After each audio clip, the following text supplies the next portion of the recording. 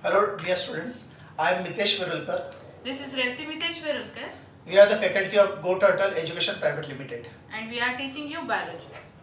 Our today's topic is about numericals on inheritance. ये bio का वो टॉपिक है जिसमें न्यूमेरिकल्स आते हैं, स्पेशली एंट्रेंस के लिए काफ़ी इंपॉर्टेंट है और विद इन 30 सेकेंड्स कैसे हम इसको सॉल्व करें ये आपको ट्रिक्स इस वीडियो में पता चलने वाला है, इसलिए please keep watching till and. Before starting numericals हमें कुछ कंसेप्ट्स इसमें अच्छे से समझ लेने हैं, तो कंसेप्ट्स हम स्टार्ट करते हैं। सबसे पहला कंसेप्ट है कि हर एक जीन एक पर्टिकुलर कैरेक्टर को डिफाइन करता है। Now what is mean by the character ये आप अच्छे से जानते हैं, बट फिर भी हम एक इसको शॉर्ट में ले लेते हैं कि एक कैरेक्टर लिया जाए, that is called the height. So the first concept is one gene is responsible for one character and each and every character is having particular traits. अब वो जो ट्रेट्स है दैट इज टॉल भी हो सकता है, डॉर्फ, किसी books में शॉर्ट भी लिखा है। तो हर एक कैरेक्टर के हमें दो ट्रेट्स मिल रहे हैं या दो टाइप मिल रहे हैं, and this type it is called as the phenotype. One more thing यहाँ हम इम्पोर्टेंट ये बताना चाहते हैं कि ये जो न्यूमेरिकल्स है ये स्पेशली मेंडल्स के लॉ के अनुसार ही आने वाला है। यहाँ कहीं पे भी जो नियोमेंडलिज्म है उसके बारे में जिक्र नहीं होगा और ये फार्मूलास केवल इसीलिए यहाँ पे इम्प्लीमेंट होगा। सो वन कैरेक्टर इसके पास दो ट्रेट रहेंगे और इन्हीं ट्रेट्स को हम कहते हैं फिनोटाइप्स। ऐसे ही हर एक जीन के पास एलील्स होते हैं। एलील्स मतलब जैसे हमने ट्रेट्स की बात की, टॉल और डॉर्फ, एक जीन अगर कैरेक्टर बना रहा है जैसे हाइट, तो नेचुरली उस टॉल के लिए भी कोई जीन या कोई एलील होगा, तो वो एलील हम लेते हैं capital T for the tall and dwarf के लिए आएगा स्मॉल टी। सो पहला कंसेप्ट कहता है कि हर एक जीन के पास दो allele capital T small T और हर एक कैरेक्टर के पास दो फिनोटाइप टॉल और dwarf in case of the height. Second concept समझने के लिए हम एक क्रॉस को यहाँ पे कंसीडर करेंगे and that cross is called as the monohybrid cross.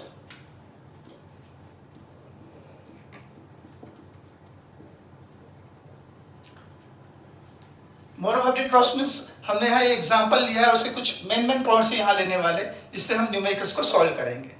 ऐसा क्रॉस जिसमें single pair of contrasting character को कंसीडर किया जाए वो कहलाएगा मोनोहाइब्रिड क्रॉस। अब यहाँ हमने जो कैरेक्टर लिया है वो है हाइट, तो यहाँ टाइप ऑफ कैरेक्टर आया एक, इसलिए कहला मोनोहाइब्रिड क्रॉस। तो इस हाइट के पास दो पेरेंट रहेंगे, एक होगा मेल और दूसरा फीमेल। तो मेल अगर हमने टॉल लिया तो फीमेल क्या होगा? डॉर्फ। ठीक, तो ये जो टॉल एंड डॉर्फ है, पहला कंसेप्ट कहता है कि इट इज अ फिनोटाइप। तो फिनोटाइप को हम कैसे एक्सप्लेन कर पाएंगे? Phenotype it is called as the external appearance of any particular organism. यहाँ पर अगर हम height consider कर रहे हैं तो phenotype is of two types. Either the height will be tall or it may be dwarf. यदि ये आइज की बात होती तो ब्लू आई हो सकता है, ग्रीन आइज हो सकता है, ब्लैक आइज हो सकता है, तो ये उसके फिर ट्रेट्स आ जाएंगे।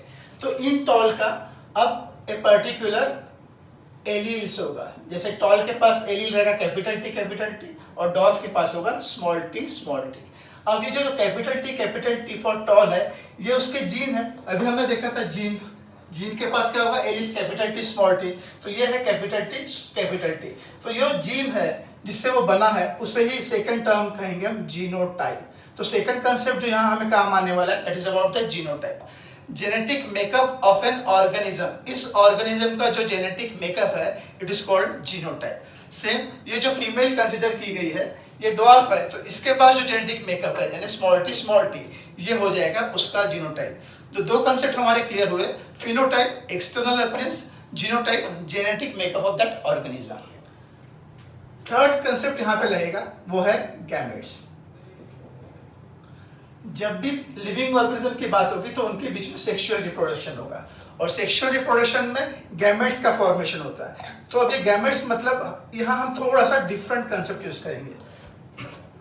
गैमेट्स को अब तक हम कहते थे ऐसे सेक्स सेल्स जिसके पास क्रोमोसोम्स है। अब यहाँ क्रोमोसोम्स बनते हैं जीन से और जीन किससे बना हुआ है? एलील से, इसलिए हम यहाँ पे एलील की बात करेंगे। तो ऐसे सेल्स सेक्स सेल्स जिसके पास एलील्स है, तो कैपिटल टी का एलील होगा कैपिटल टी और स्मॉल टी का होगा small T.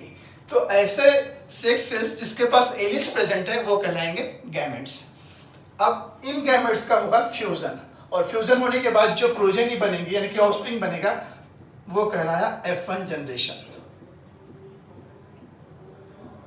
Here the F1 generation जो बनेगा कैपिटल टी और स्मॉल टी, और जब कैपिटल टी स्मॉल टी आएगा ये 100% बच्चे बनेंगे वो जिनकी हाइट होगी completely tall. So this is the F1 generation. अगर ये चारों कंसेप्ट क्लियर है तो ही हम इसके बाद की बात कर सकते हैं। सो अब इस F1 जनरेशन से हमें आगे कुछ निकालना है। तो हमारी 3 टर्म तो पहले यहाँ कंप्लीट हो गई, phenotype, genotype, gametes, F1 generation. चौथे टर्म के लिए हमें फिर से इसकी सेल्फिंग करनी है। सेल्फिंग मतलब सेल्फ पॉलिनेशन। तो जब सेल्फिंग करेंगे तो नेचुरली जैसे इस जीनोटाइप ने ये एलील दिया था, इधर इसने ये दिया, तो इसके भी जो एलील्स रहेंगे वो 2 तरह के मिलेंगे, कैपिटल टी और एक स्मॉल टी। अब जब ये सेक्स सेल में जाएंगे तो ये बन जाएगा गैमेट्स, और इसे ही कहेंगे गैमेट्स ऑफ F1 जनरेशन। ये हुए F1 जनरेशन के गैमेट्स जो हमें आगे फिर से काम आएंगे। नाउ कौन कौन सी पॉसिबिलिटीज है, तो ये आप लोगों ने पढ़ा है पनेट स्क्वायर में। पनेट स्क्वायर में हम देखें कि 4 हमें मिलेंगे गैमेट्स, मेल के 2 और फीमेल के 2 रहेंगे same, capital T small T, capital T small T. यहाँ जो कॉम्बिनेशन आएगा वो कुछ इस तरह से आएगा, ये कहलाया पनेट स्क्वायर।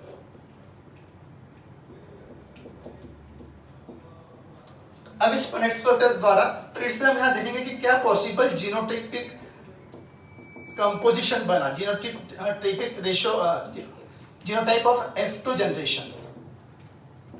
तो जो रेशियो बन रहा है, एक है कैपिटल टी, 2 मिलेंगे कैपिटल टी स्मॉल टी, और एक मिलेगा स्मॉल टी।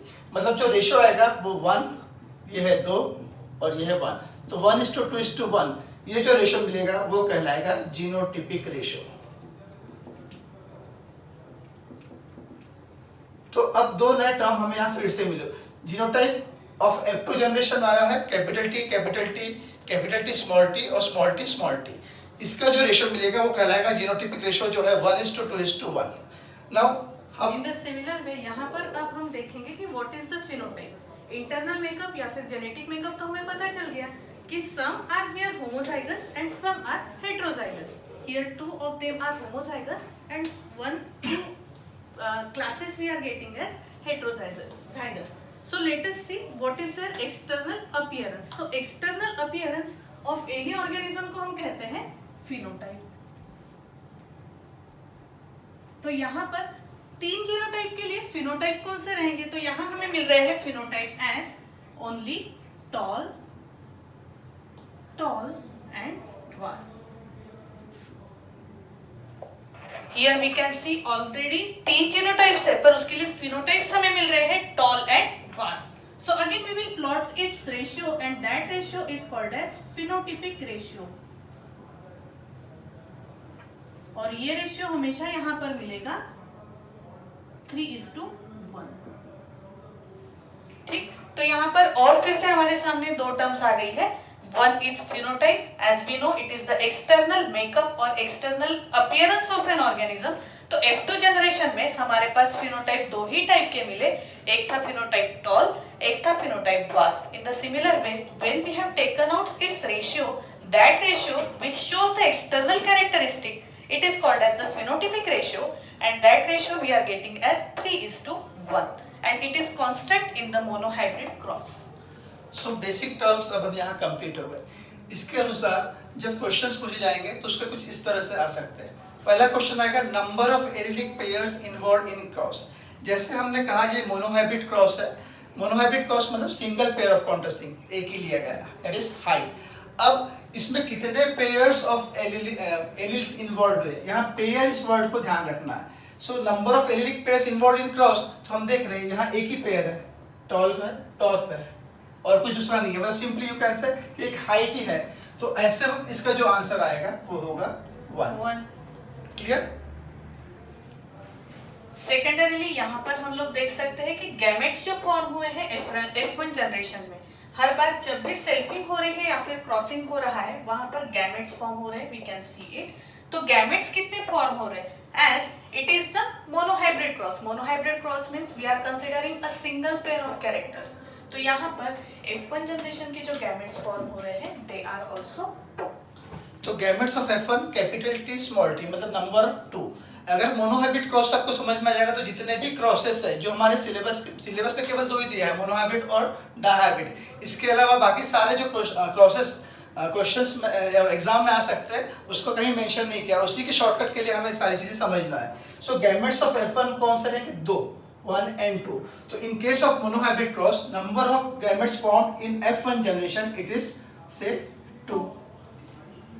थर्ड क्वेश्चन यहाँ पर ऐसा आ सकता है कि what are the phenotypes in F2 generation. Phenotype F2 generation में क्या क्या आ सकती है? तो now as we can see here the board is here. Phenotype हमें मिला था tall and dwarf, that means we were having two phenotypes in case of monohybrid cross. तो मोनोहाइब्रिड क्रॉस में number of types of phenotypic in F2 generation is again 2।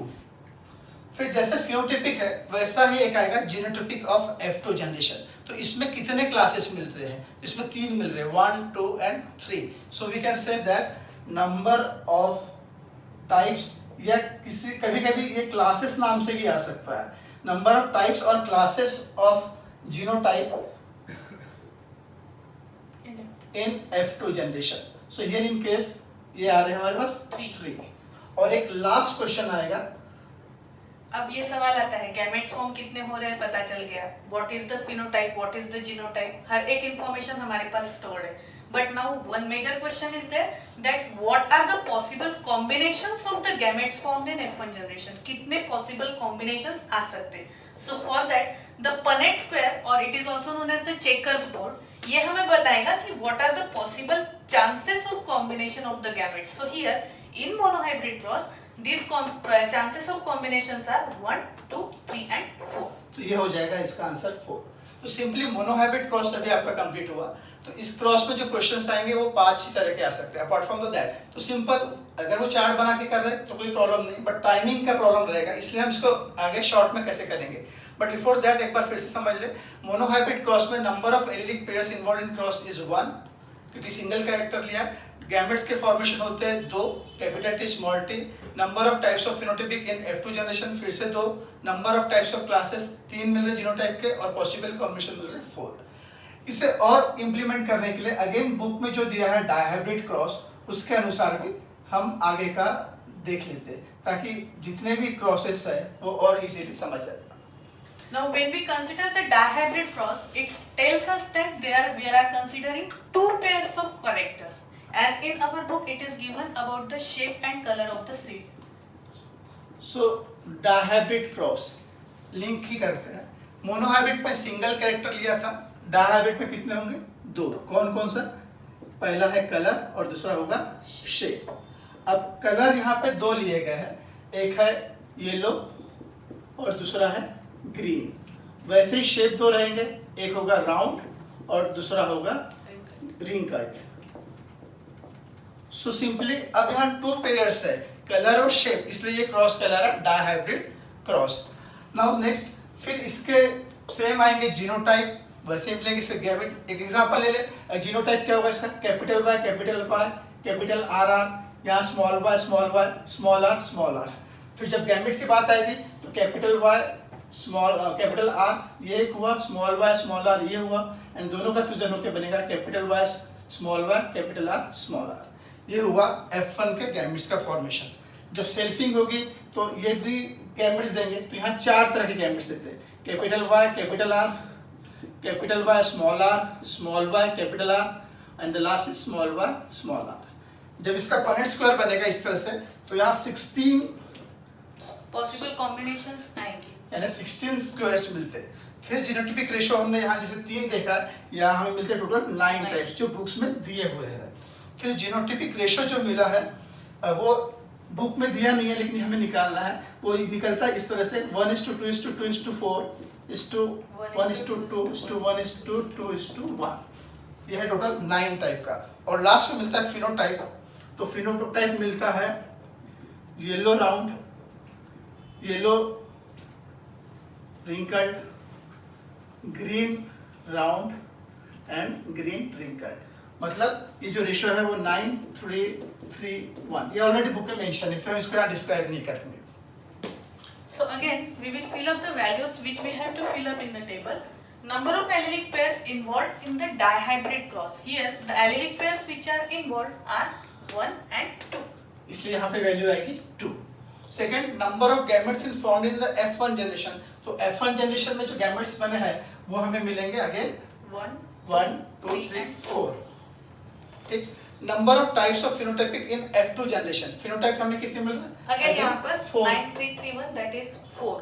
Number of types और classes of genotypic in F2, तो ये मिलेगा हमें total 9.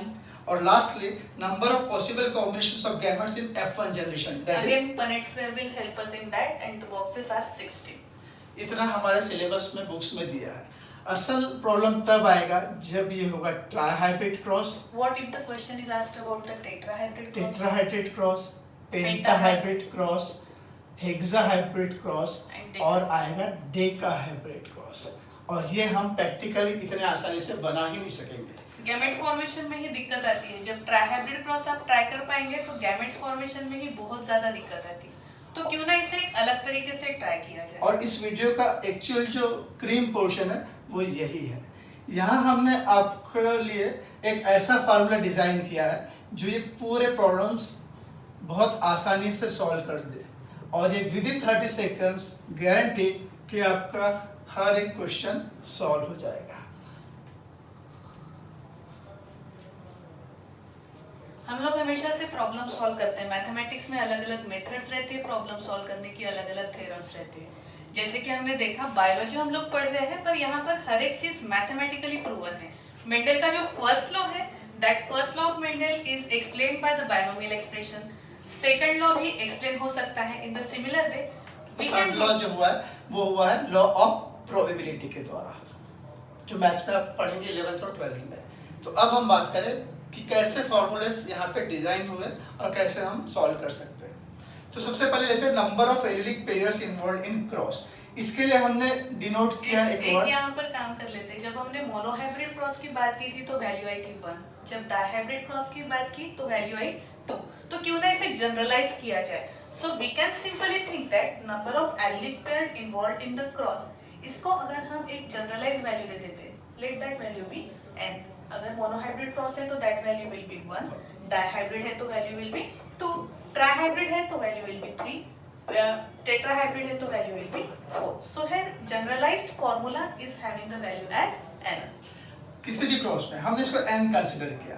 अगर n ये number of allylic pairs involved in cross का सॉल्यूशन है, तो अब उस क्रॉस में कितने पेयर्स हैं यहाँ पे समझेगा। मोनो, मोनो मतलब कितना हो, सिंगल। सो यहाँ n की वैल्यू हमने रखी 1, सो आंसर हमारा आएगा n = 1, और इसके पहले ऐसे भी हमारा आंसर 1 आ चुका है।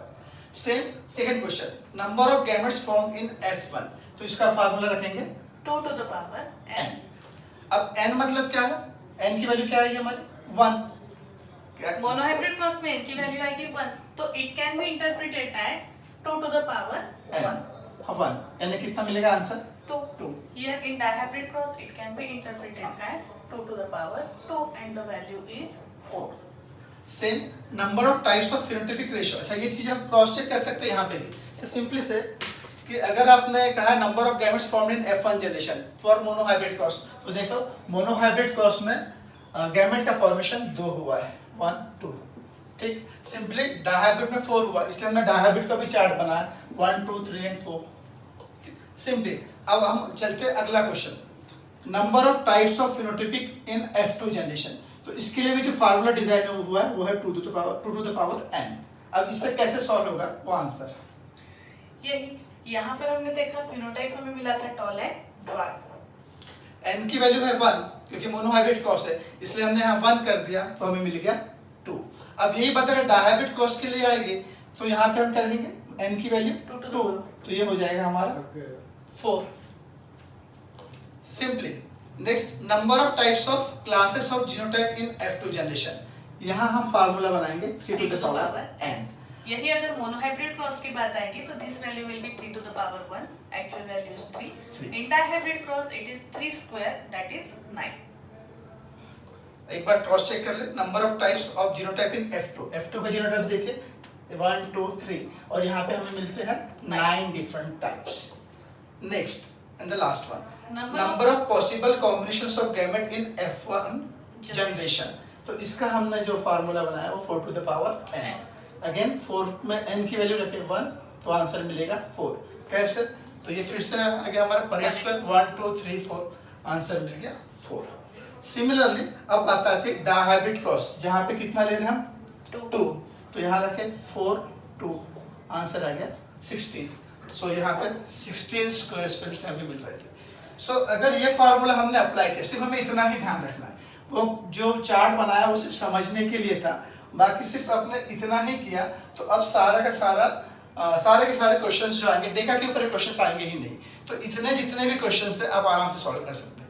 एक एग्जांपल ले लेते हैं, ट्राई जो आपके सिलेबस में डिस्क्रिप्शन नहीं दिया, लेकिन अगर हमने सॉल्व किया इस फार्मूला से तो देखो ट्राई मतलब कितना n is equal to 3, तो अब यहाँ n की वैल्यू आएगी 3, मतलब कितना आंसर आएगा 3। Number of allylic pairs involved in cross is 3, हो सकता है शेप हो, कलर हो, हाइट हो, 3 हो गया।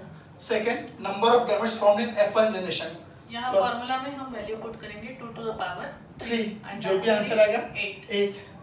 फिर number of types of phenotypic in F2 generation, again 2 to the power 3 answer आया 8। Number of types of classes in classes of genotype in F2 generation, the answer is 3 to the power 3, that is 3 cube, value is 27. and same for number of possible combinations of gametes in F1 generation, 4, that is the value 64.